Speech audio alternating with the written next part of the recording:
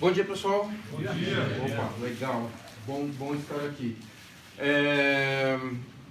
O Jack estaria no meu lugar aqui hoje, mas ele foi para uma feira em São Paulo, né, hospitalar, uma das maiores feiras de hospitais do Brasil. E vou contar um pouquinho assim. Quem já ouviu falar do robô Laura? Aqui. Poucas pessoas, né? O robô Laura, esse daqui, esse é o Jack, tá? Ele é o fundador, criador e hacker ativista, né, do robô Laura. Tudo começou com ele. E para contar melhor essa história, tá? Eu tenho um videozinho, já eu passo ele para vocês, tá? Mas o que chamou a atenção para vir aqui hoje é falar sobre uma coisa que é propósito, né? Às vezes as empresas elas simplesmente nascem, mas elas não nascem com um propósito que hoje em dia se costuma dizer que é propósito transformador massivo, digamos assim, né? Porque com a tecnologia você pode, numa garagem, lembrando lá do século passado, né, que você pode pegar e impactar milhares de vidas, né? E hoje isso é simplesmente fácil disso acontecer. Qualquer um com um pouco mais de esforço e de trabalho, né, pode codar alguma coisa e automaticamente está em milhões de aparelhos celulares no mundo inteiro, né?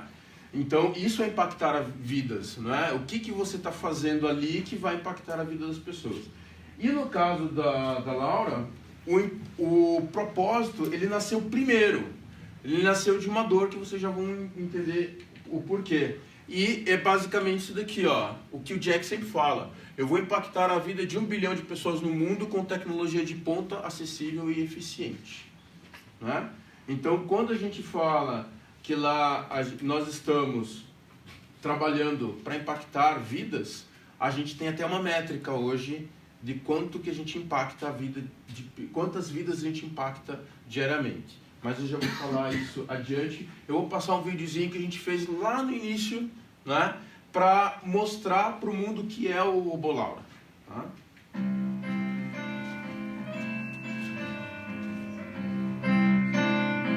Meu nome é Laura e eu vivo no mundo das ideias. Para passar o tempo, eu fico imaginando um mundo diferente do atual. A principal diferença é a existência de um algoritmo capaz de salvar vidas, que eu chamo de algoritmo da vida. Ele nada mais é que um jeito criativo de resolver diversos problemas. Uma fórmula brilhante que serve para ajudar as pessoas, principalmente aquelas que correm risco de morte em hospitais. Acho que herdei esse dom de ajudar os outros de meu pai. Ele é um cara muito legal. Daqui a pouco eu falo mais sobre sua vocação. Antes, preciso contar um pouco sobre minha história. Mas para isso, precisamos voltar no ano de 2010. Eu estava tão bem dentro daquela concha de água quente, por mim, ficaria lá para sempre. Mas algo tinha saído do planejado. Não entendi bem o que estava acontecendo. Nasci antes do tempo, com apenas 440 gramas e um organismo frágil. Mas felizmente, tinha um monte de gente preocupada comigo. Os médicos e enfermeiras não poupavam esforços. Era muita gente que, assim como eu, precisava de ajuda. Mas eles faziam o possível, davam tudo de si para cuidar da gente. Também pude acompanhar de perto a surpresa de meus pais. Eles ficaram lá, o tempo todo ao meu lado. Estavam um pouco apreensivos, mas felizes também. O problema é que meu organismo fragilizado acabou sendo alvo de uma infecção. Eu precisava de mais leucócitos. Seja lá o que for isso, aprendi que eram muito importantes para minha saúde. Queria poder mudar toda essa situação, para que meu pai e minha mãe não sofressem tanto com tudo isso. Não pude ajudar meu pai.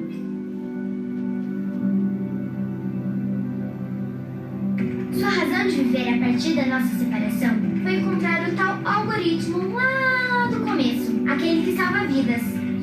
Foram muitas noites em claro, tentativas e erros, mas o legal é que ele não desistiu e ainda contagiou muita gente com essa ideia. O que antes era apenas uma ideia, hoje virou um ideal. O mais legal é que muita gente também se mobilizou para ajudar.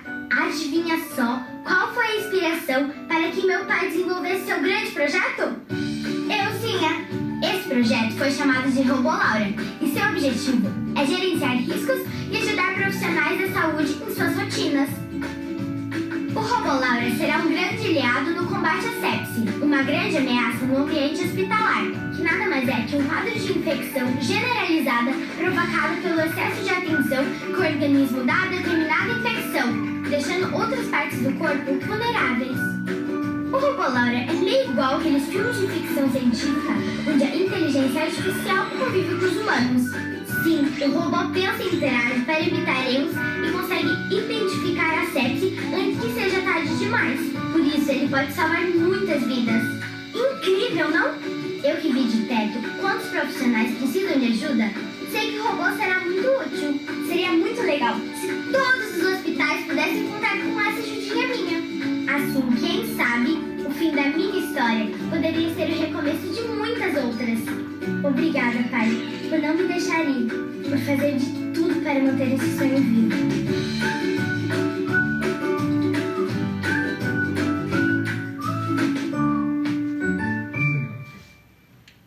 Legal, né? Só uma coisa, o robô não é físico, tá? É um robô lógico, né? Foi para exemplificar, para deixar mais próximo. Mas vocês entenderam da onde que surgiu, né? Então surgiu de um fato que aconteceu com o próprio Jack, com a filhinha dele, né? A Laura.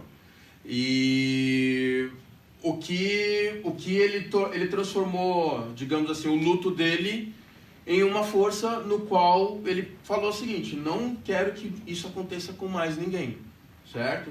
Então ele nasceu com esse propósito muito grande e está colocado lá: construa e eles virão, né? Construa primeiro, mostre para as pessoas o que é, e aí eles começam a engajar, eles começam a se interessar, eles começam, puxa vida, vale a pena estar contigo nesta causa, né? Porque a sepse é isso daqui, ela mata uma pessoa a cada 2 minutos, mais de 50% das mortes em hospitais brasileiros, são 250 mil mortes por ano, leva em média 13 horas para ser identificada, né? E com ela, cada hora que passa, a chance de morrer aumenta em 7%, e atinge 30 milhões de pessoas por ano. E isso no mundo inteiro, né? Recentemente eles estiveram nos Estados Unidos, o quadro de sepse também lá é igual como se fosse aqui. Não é um privilégio de um quadro de terceiro mundo, né? De países de terceiro mundo, tá? Então, essas 13 horas são muito lento, porque esse quadro ele pode ser confundido com vários outros quadros. E aí a medicação pode estar errada, antibiótico, outras intervenções, e mesmo assim continuar desenvolvendo o quadro de sepse, né? E aí, o que acontece? Desculpe pela diferença do projetor, né? Normalmente, para tomar a decisão, existem os equipamentos e processos, os serviços de apoio, os especialistas para tomada de decisão. Então, todo esse processo, toda essa ida e vinda, confirmação, etc., levam-se 13 horas e pode acarretar na morte de uma pessoa, né? Então, o que acontece? A Laura acessa todos os sistemas de hospital e máquinas de laboratório, tá? Então, como que acontece isso? Tem um resultado de um exame, eles têm que colocar no sistema, certo? Então, a Laura, ela lê esse sistema, faz comparações com os sinais vitais do paciente, tá? Que também é colocado nesse sistema, é comparado com o protocolo de sepse do hospital, e aí ela dá o alerta se tiver alguma coisa muito fora. O que acontece de pegar, olhar o exame, olhar os sinais vitais, comparar, medir empiricamente com todas as técnicas, leva-se muito tempo. A Laura reduz isso a poucos minutos, né? Então coleta os registros dos pacientes armazenados no sistema, isola os dados inconsistentes e ativa a funcionalidade que a gente chama de ansiedade da Laura, né? A ansiedade da Laura, ela é representada por um dashboard. Esse daqui é a versão do dashboard anterior, né? E ele fica assim, né? Então o leito com o alerta máximo que tem aqui, sinais vitais alterados e exames alterados, ela fica lá no meio, né? Olha, cuida desse cara. E ela, veja, ela fica pulsando porque ela fica ansiosa, ela fica nervosa. E o interessante que é o seguinte, toda vez que a Laura entra, a gente tá no hospital, muda-se o comportamento da equipe de assistência, né? Eles começam a falar o seguinte: nós não queremos deixar a Laura ansiosa, né? Então, o que acontece? Quanto mais rápido eles forem responder esse alerta daqui, mais rápido esse quadro aqui ele sai daqui. E esse daqui são os outros alertas que existem no posto, na UTI 1, por exemplo. Tá certo? Mas esse daqui é o dashboard antigo. Esse daqui vou mostrar para vocês, uma das primeiras vezes que a gente está mostrando, só está implementado agora no Hospital Erasto Gettner. Esse daqui é a nova versão do dashboard. É a nova versão do dashboard, no qual a gente fez uma modificação, porque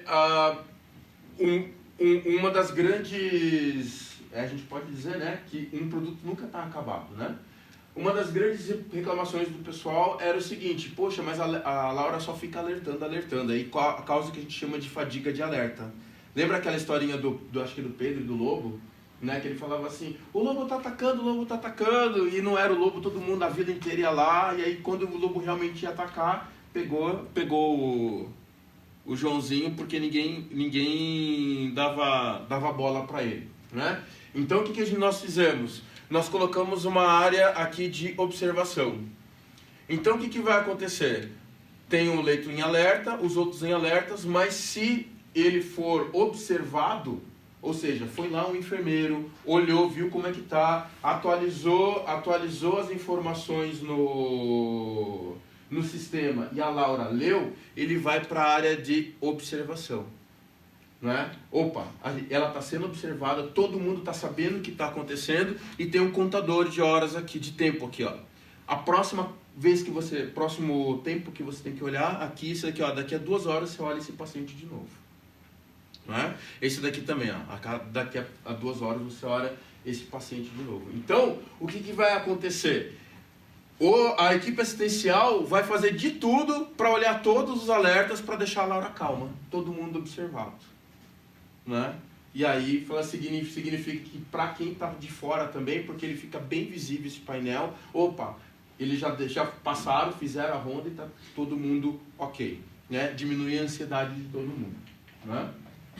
Então, todos os alertas e registros do paciente são exibidos em uma linha do tempo. A gente tem as informações curadas para ter insights, isso já no sistema que entra, né?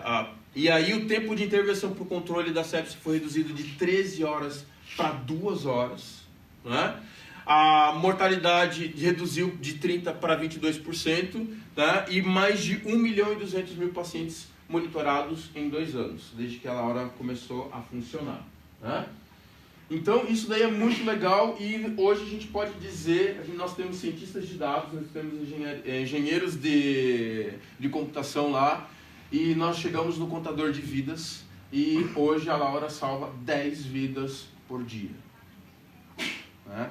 Então, e isso reflete muito a nossa cultura, né? A gente sabe que todo dia que a gente coloca os pés na Laura e a gente começa a trabalhar, a gente sabe que ao final daquele dia, a tripulação toda, a gente chama, nós somos tripulantes de uma nave e nós salvamos 10 pessoas por dia, né? Então, a pergunta é, qual é o seu propósito pessoal? O que está passando na sua cabeça de empreendedorismo, tá? Que pode impactar a vida das pessoas, né? De forma genuína, e aí construa que eles virão, certo?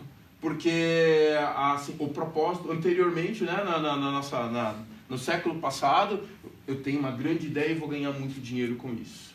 Hoje já não cabe mais isso. Eu tenho uma grande ideia e o que essa ideia vai transformar para o bem, positivamente, a vida das pessoas, né? E aí tem-se o resultado, tá certo? Tanto é assim que a gente está vendo muitas startups, muitas empresas que estão bilionárias e tudo mais, eles estão as bases estão chacoalhando, né? Será que a gente está nas mídias sociais, está trazendo benefício para a nossa vida? Não é? Está tendo um movimento lá, diminua o tempo de uso no seu smartphone, diminua o tempo de você ficar nas suas redes sociais. Olha a vida que tem em volta, olha o que tem do teu lado. Não é? Então é isso que o propósito, ele está muito... não é uma moda, é uma tendência cada vez mais as empresas nascerem com um propósito firme, concreto, de transformar positivamente a vida das pessoas. É o que faz você levantar de manhã cedo e falar, cara, apesar de tudo isso, porque a gente também, a gente briga, a gente discute e tudo mais, mas no final do dia eu vou estar salvando 10 vidas. Não é? Eu tenho outras empreitadas também, mas nunca é tão grande quanto esse propósito de salvar vidas. Não é? Eu tenho a minha empresa também, sou eu empreendedor, e o meu propósito é catalisar ideias e transformá-las em soluções de impacto. Né? Eu faço consultoria, eu faço workshops. Né? Então, o meu propósito é que levar aquela empresa que tem um monte de ideias e transformar essas ideias em soluções que impactem positivamente dentro da própria empresa ou para os clientes dela. Então, eu convido vocês nessa jornada de autoconhecimento, tem várias literaturas. Um autor que eu recomendo é o Simon Sinek, né? Comece pelo porquê. Né? Ele tem lá que é o Círculo Dourado, né? Então já está em português. É muito legal ler esse livro e ele fala sobre o porquê, o como e o que você entrega. Tá? Isso vai fazer com que vocês, talentosos engenheiros, falam assim, cara, engenharia é mais um talento que eu tenho. O que eu posso fazer para auxiliar a vida das pessoas? Né? Não precisa estar literalmente ligado à engenharia civil. Né? Tem um engenheiro da NASA, aliás, ex-engenheiro da NASA, não vou lembrar o nome dele, mas eu posso procurar aqui para vocês. E é o seguinte, a paixão dele era origami. Né? E aí, em um determinado ponto da vida dele, engenheiro da NASA, bem sucedido, ele pediu demissão da NASA. E ele falou, por quê? Né? A gente dobra o teu salário e tal. Ele, não, eu quero fazer o que eu quero, minha paixão, que são origamis. E aí, só que como assim? Aí ele começou a estudar os origamis do ponto de vista da engenharia. Né? Hoje ele é o maior especialista em estruturas colapsáveis do mundo. E a NASA pediu para ele, há 2 a 3 anos atrás, olha, a gente tem um desafio. A gente quer montar um módulo da estação espacial que seja 1/3 do tamanho dela aqui e ela vai ser inflada no espaço no tamanho normal.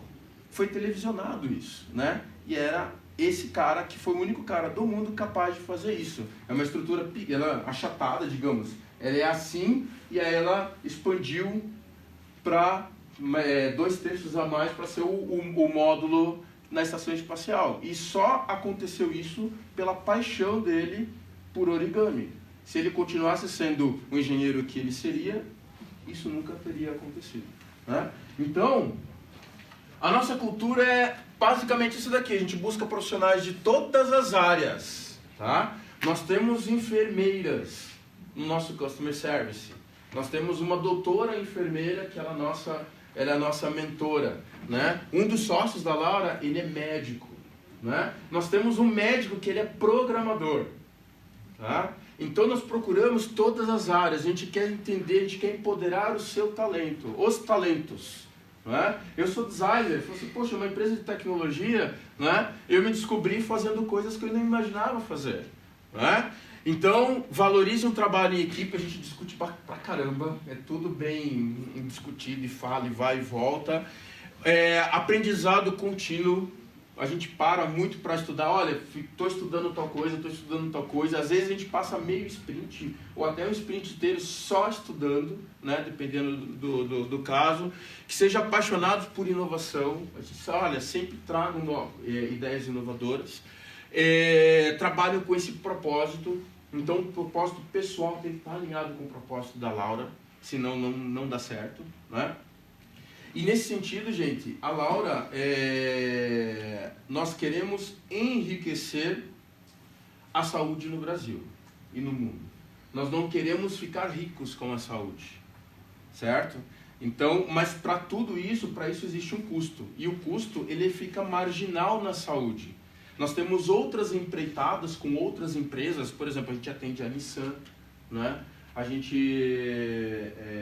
temos outros contratos aí que vai nos permitir fazer o custo marginal para a saúde, mas a gente cobra dos outros, é meio Robin Hood, né? A gente aprendeu muito com a saúde, a gente aprendeu muito em cuidar com a máquina mais complexa que a gente tem conhecimento no universo, que é o ser humano, né? E esse conhecimento a gente está transferindo para as outras áreas, né? Fazendo com que a gente possa... Gente, se a gente consegue evitar a morte de pessoas, a gente consegue evitar coisas interessantes, né? Gerenciar riscos interessantes para a sua empresa. Então vejam bem, a operação não é filantrópica, não é? Ela tem um cunho social, mas pelo fato de a gente conseguir nesse sentido assim, ter um custo marginal muito pequeno, né? Porque temos uma estrutura de pelo menos 30 pessoas, né? E precisa todo mundo, né? Também, a gente salva vidas, mas a gente também temos que ter vida para que a gente possa salvar vidas, né? Então, nada é de graça, mas se a gente consegue diminuir marginalmente todo o custo dessa tecnologia que seja bem acessível, né? Melhor ainda. Por exemplo, o telefone celular de vocês, se a gente fosse jogar para a década passada, não, né? No início dos anos 2000 era um carro, né? Existe alguns que até vai ter um valor de um carro, mas hoje você adquirir uma peça de tecnologia muito grande é acessível, tá? Então é na mesma pegada.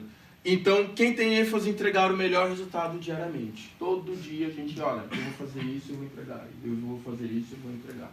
E é isso daqui que nos motiva. Esse daqui é o Rafa, né? Nós literalmente salvamos a vida da mãe dele por um quadro de sepse quando ele ainda estava com ela.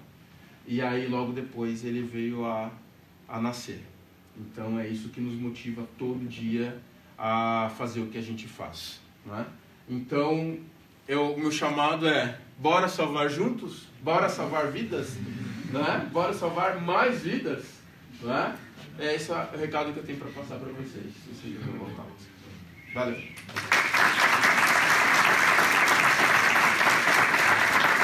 Se tem perguntas, dúvidas, anseios, angústias,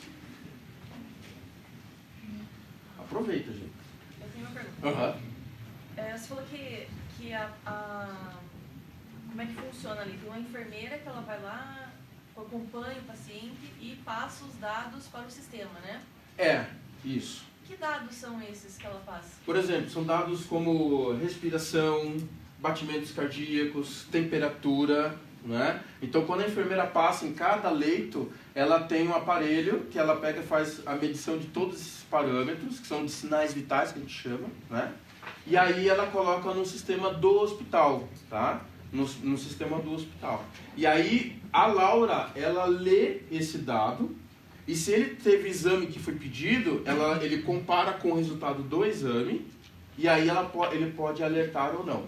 O primeiro caso da Laura é muito emblemático, que foi o seguinte: foi um motociclista que se acidentou, ele deu entrada no Nossa Senhora das Graças, e a Laura tinha recém-implementada lá, e como ela estava recém-implementada, não tinha muita coisa assim, ela estava entendendo o protocolo, tem um protocolo também de sepse do hospital, e ele foi para a cirurgia.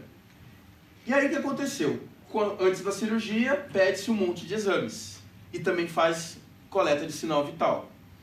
Quando fez isso, a coleta de sinal vital e exame, e colocou no sistema, a Laura alertou.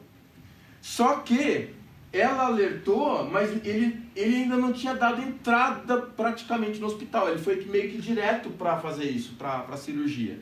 E aí a Laura começou a avisar, tem um sistema que ele manda e-mail para a enfermeira, aí depois se ninguém responde, manda pro médico responsável, depois manda para cima e vai escalando o alerta, vai mandando por SMS, né, digamos assim, e e-mail. E aí ela estava alertando que na UTI tal estava começando mais chegar. A doutora chegou lá, mas não tem ninguém aqui na UTI.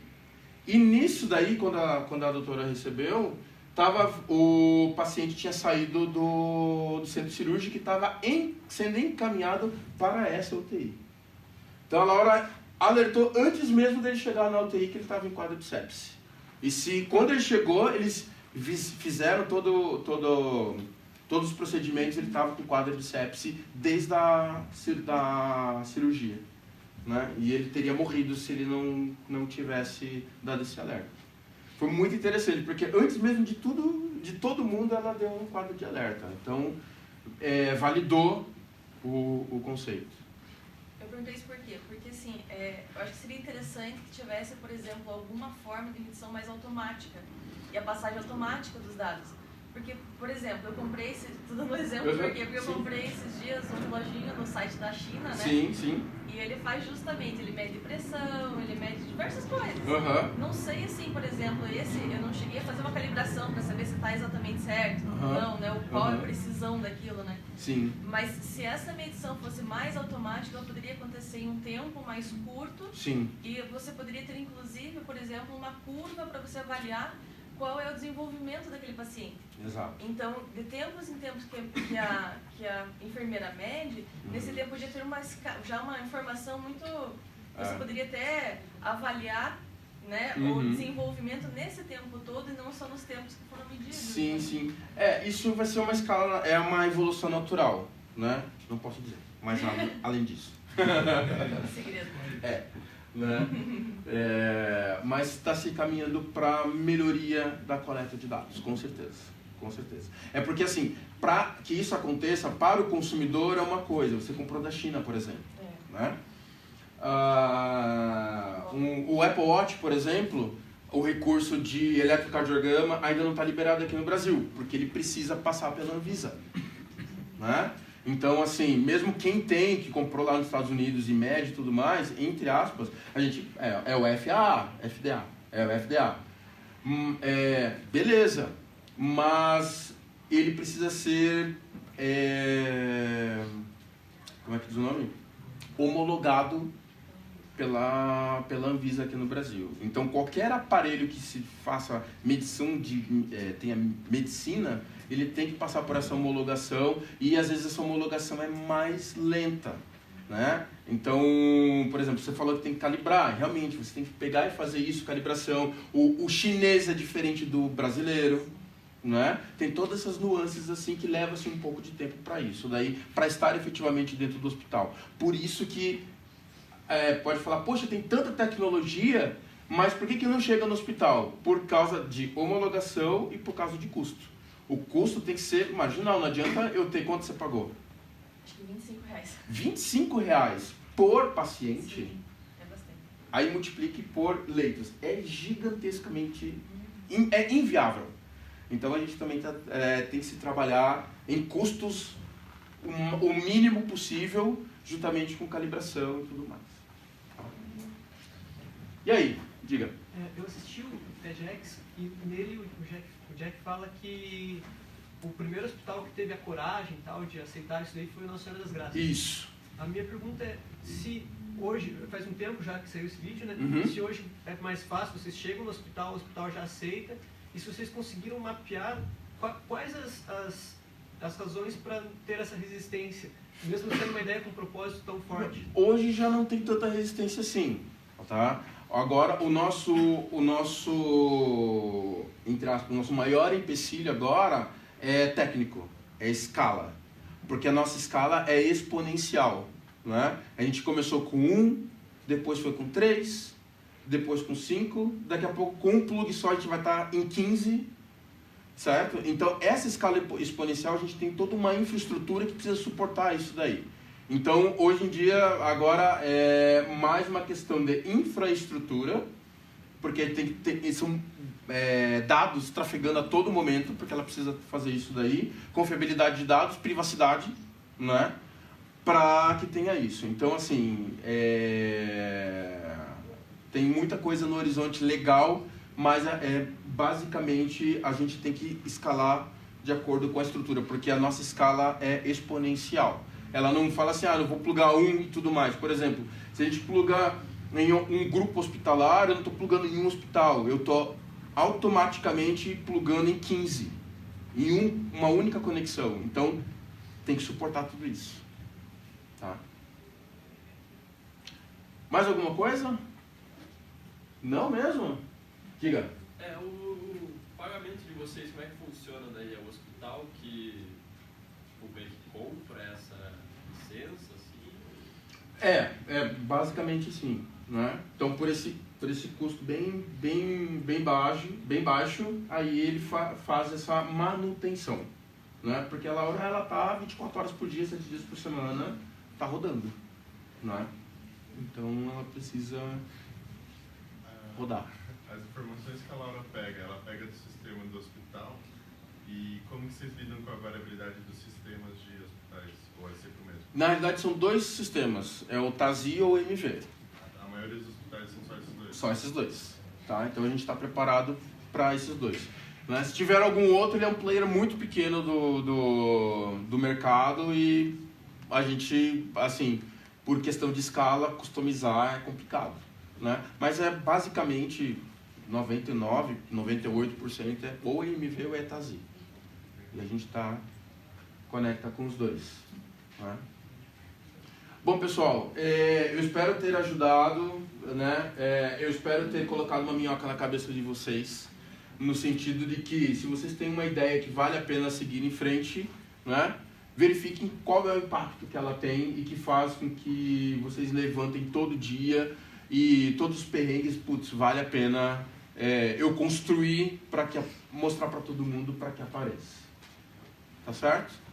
Fico à disposição.